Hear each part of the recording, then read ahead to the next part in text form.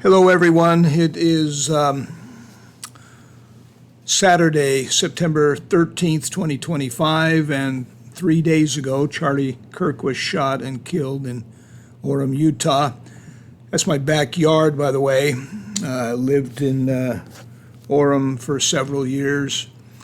I had several questions, as maybe some of you did, as I've tried to follow this story.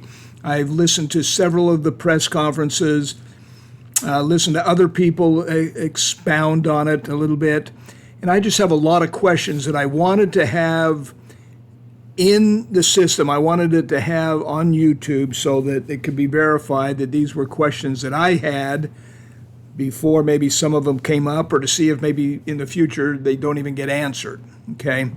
I come from a news background. I spent some time as a reporter and an anchor, and so I've kind of been trained to think about questions so that I can understand the story and tell it to others. But here's my questions. First of all, we were told that as of now, they have found what they think is the suspect. His name is Tyler Robinson. That's the person that they've arrested in connection with this. We were told that Tyler Robinson changed his clothes after the shooting, but they also mentioned later on in the press conference that he was found in the same clothes that he had that were on camera when he was shown in still photographs at the site. And so they said that he changed his clothes. If that was the case, why did he have the other ones still on? Question number 2. We saw him drop from the roof, and he had something in his hand, but it was soft, like a shirt or a jacket or something like that. He did not have a rifle with him. It was reported that he took the rifle, put it into a wooded area just north of where he had shot Charlie Kirk, allegedly. And if that was the case, why did he not have the rifle with him? If he was still on the roof and they're showing video footage of him, if that's in fact him. Question number 3. It sounds like none of the forensic evidence that they've been poring over had led to the arrest of Tyler Robinson. That was a result of his father seeing the FBI footage and still photographs and turning him in, is the word that we've got at this point. What about... I'm not going to mention the name of the person who wrote this song, but there was a song that was supposedly written and produced on SoundCloud called Charlie Kirk Dead at 31. Charlie Kirk, his birthday is in October, so next month he will be 31. This was produced in August, less than 2 months before his 32nd birthday. To produce a song like that, in fact, there's a lot of people I saw passed around social media that they thought that the person who had written this song was the person who was the shooter.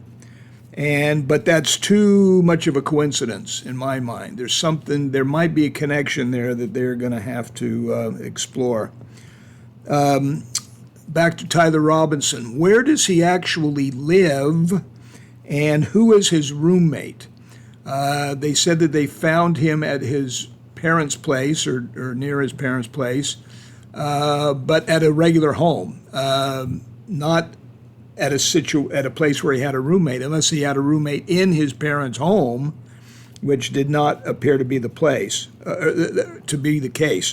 What about the drop point for the rifle? Apparently, they said that there were email messages back and forth between Tyler Robinson and his roommate, and I'm hoping that more evidence about the roommate will come out.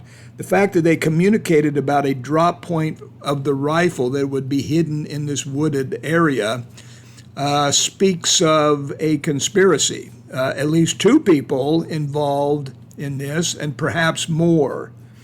And I hope that they don't drop this now that if they find out he was the guy, I hope that they continue to explore other possibilities, like maybe there were other people involved.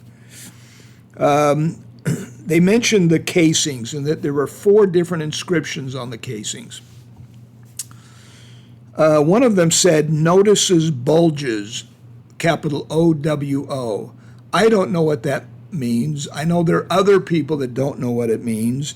It sounds to me like some kind of a sexual or a gender identification thing. So I'm wondering if this is something that's known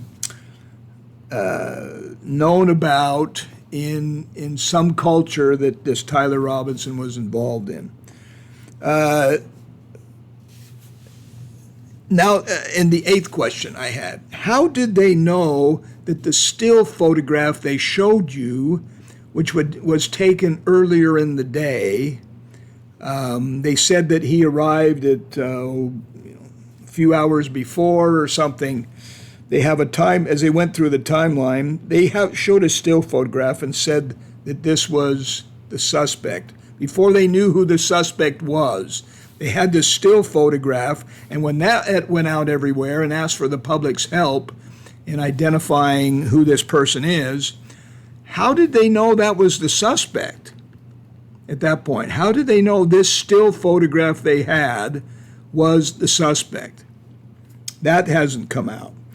And then finally, the FBI, I heard in the press conference, said that they had over 11,000 leads and that they were going to explore and investigate every single one of them. They used the term run out. Every lead will be run out.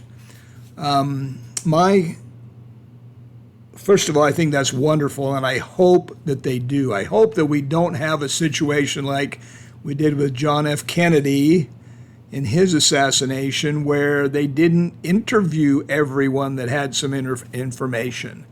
I think that there would have been a lot more clarity as to what actually happened and what they needed to be investigating, and I think it would have led to some kind of knowledge back then that there was a conspiracy. I personally think there was, based on the evidence that I've seen. I don't think that he acted alone.